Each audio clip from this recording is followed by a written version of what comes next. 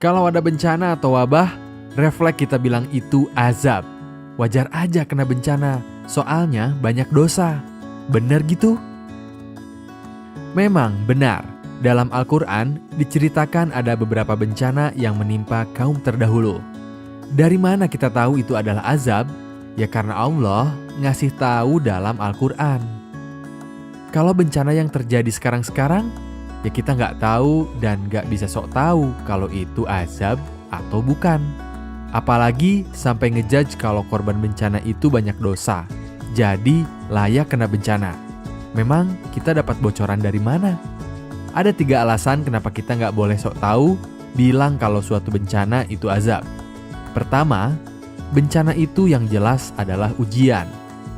Bahasa Arabnya, ujian itu fitnah.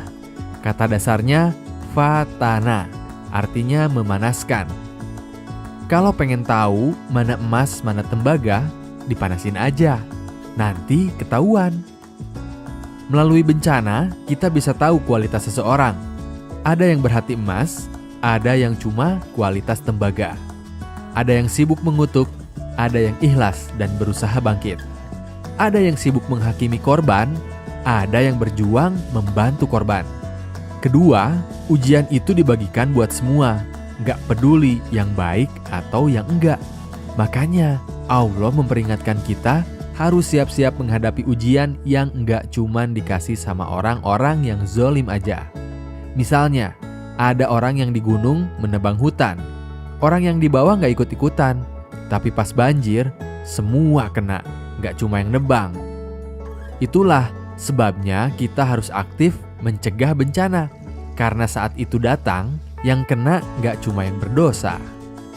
Ketiga, ujian bencana itu bisa jadi sebagai tanda cinta. Karena Rasulullah pernah bersabda, kalau Allah cinta suatu kaum, Allah akan mengujinya. Seperti seorang wanita menguji laki-laki untuk mengetahui kesungguhan cintanya. Misalnya, pada masa Umar bin Khattab, beberapa sahabat yang saleh wafat karena wabah Ta'un. Di antaranya adalah Abu Ubaidah bin Al-Zarrah, Mu'adz bin Jabal, dan Suhail bin Amr. Pasti itu tanda Allah mencintai mereka. Nah, jadi nanti kalau ada bencana, daripada habisin energi untuk menghakimi, mending kita fokus menyantuni. Kalau setuju, tulis dong di komen.